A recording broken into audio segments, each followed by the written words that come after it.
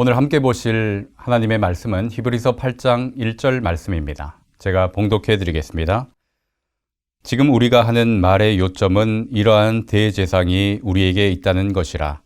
그는 하늘에서 지극히 크신 이의 보좌 우편에 앉으셨으니. 아멘. 영락의 모든 가정이 그리스도 예수 안에서 승리하시기를 주님의 이름으로 기원합니다. 우리는 살아가면서 수없이 다양한 곳에 관심과 시선을 두지요. 시기에 따라서 또 있는 자리에 따라서 그 환경에 따라 우리의 시선이 머무는 곳이 다릅니다. 그런데 우리 하나님의 시선은 늘 한 곳을 향하고 있습니다. 하나님의 시선이 향하는 곳은 바로 우리들이죠. 첫사람 아담이 하나님의 얼굴을 피해 숨을 때에도, 또 이스라엘 백성들이 하나님을 떠나 헛된 길을 걸어갈 때에도 하나님의 시선은 옮겨지지 않았습니다. 늘 사람을 바라보시고 늘 사람과 함께 하기를 원하셨습니다. 그런데 사탄은 하나님이 사람과 함께 하는 것을 극도로 싫어합니다. 그래서 수단과 방법을 가리지 않고 회방하는데, 하나님을 떠나도록 하기 위해서 탐욕과 쾌락과 같은 도구를 사용하기도 하고, 때로는 이와 반대로 환난과 핍박의 상황을 이용하기도 했습니다. 오늘 본문의 배경이 되는 초대교회에는 바로 환난과 핍박과 같은 상황을 이용했는데, 초대교회에는 무려 250년간 10명의 황제들에 의해서 박해를 받았습니다. 그 중에 가장 잘 알려진 박해는 네로 황제 시기 로마의 대화재로부터 시작되었습니다. AD 64년 7월 19일 모든 사람이 깊은 잠에 빠진 새벽, 로마시의 대화재가 발생했는데, 거대한 불길이 걷잡을 수 없이 커져서 6일 동안 밤낮으로 타오르게 된 겁니다. 당시 로마에는 화재를 진압하는 관청이 있기는 했지만 골목이 좁아서 속수무책으로 불이 꺼지기만을 기다릴 수밖에 없었다라고 기록하고 있습니다. 결국 이 화재로 인해서 로마시의 14구역 중에 10구역이 소실되었고, 유명한 건축물과 미술 작품들도 화염 속으로 사라지게 되었습니다.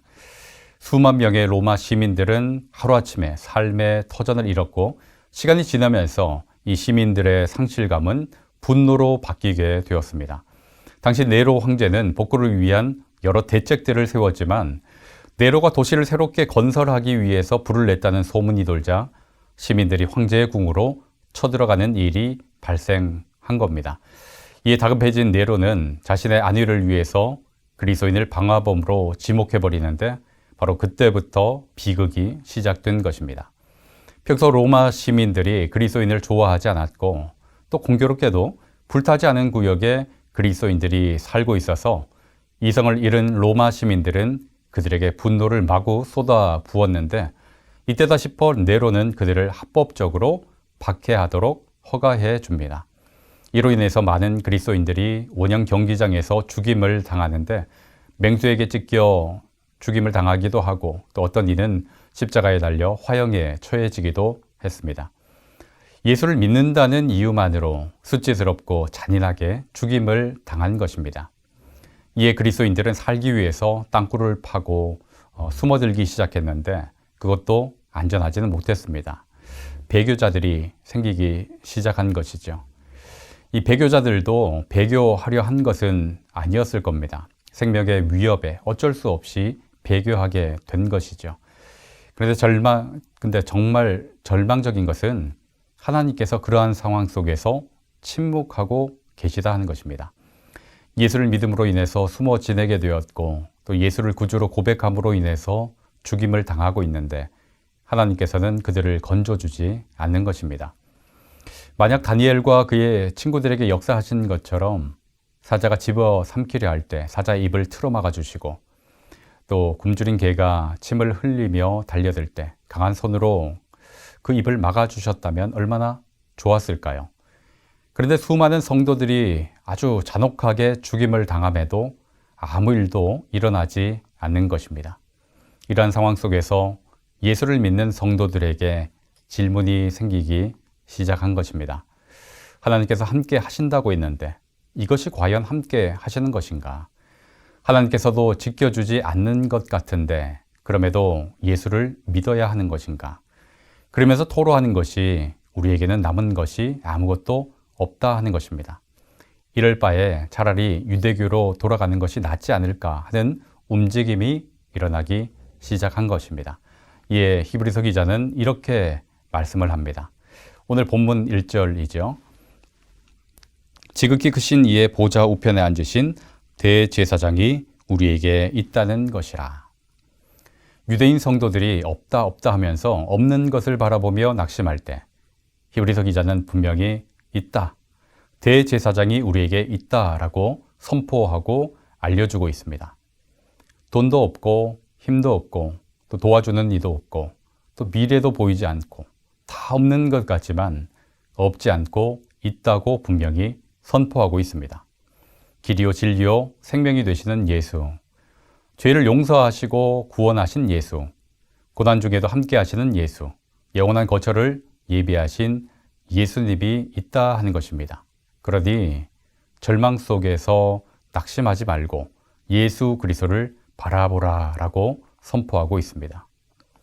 영락의 가족 여러분, 모든 인생에 고난이 있고 또 그러한 고난이 찾아오면 없는 것이 더 많이 보일 겁니다. 이것도 없고 저것도 없고 뭐라도 있으면 고난을 이길 수 있을 텐데 이런 마음이 들 것입니다. 이때 꼭 기억하실 수 있기를 바랍니다. 아무것도 없는 것 같지만 우리에게는 예수 그리스도께서 있다 하는 것입니다. 장례를 치르게 되면 고인에 대한 이야기를 많이 듣습니다. 고인의 살아온 그 삶의 여정이 다 다르죠. 재산이 많은 분도 있고 없는 분도 있고 또 자녀가 많은 분도 있고 적은 분도 있고 학식이 뛰어난 분도 있고 그렇지 않은 분도 있고 그런데 죽음 앞에 서면 그 모든 것이 다 사라지더라 하는 것입니다. 그런데 사라지지 않는 그 한 가지가 있었습니다. 바로 그분들을 인도하신 예수 그리스도였습니다. 여러분, 아무것도 없는 것 같은 자리에서 예수님을 바라볼 수 있기를 원합니다. 다 없어도 여러분 인생에 예수님께서 함께 하신다 하는 것을 발견하게 되면 감사할 수 있고 그 자리를 넉넉히 이기고 승리할 수 있을 줄로 믿습니다. 우리를 구원하신 예수님 그리고 다시 오실 예수님을 바라보고 그리스도 예수 안에서 승리하실 수 있는 주의 성도들이 다 되기를 주님의 이름으로 기원합니다. 기도하시겠습니다. 생명의 근원 되신 아버지 하나님, 세상에 많은 것들을 소유한다 하더라도 그리스도 예수와 함께하지 않는다면 무슨 소용이 있겠습니까? 그런데 저희에게는 예수님이 계시니 얼마나 감사한 일인지요.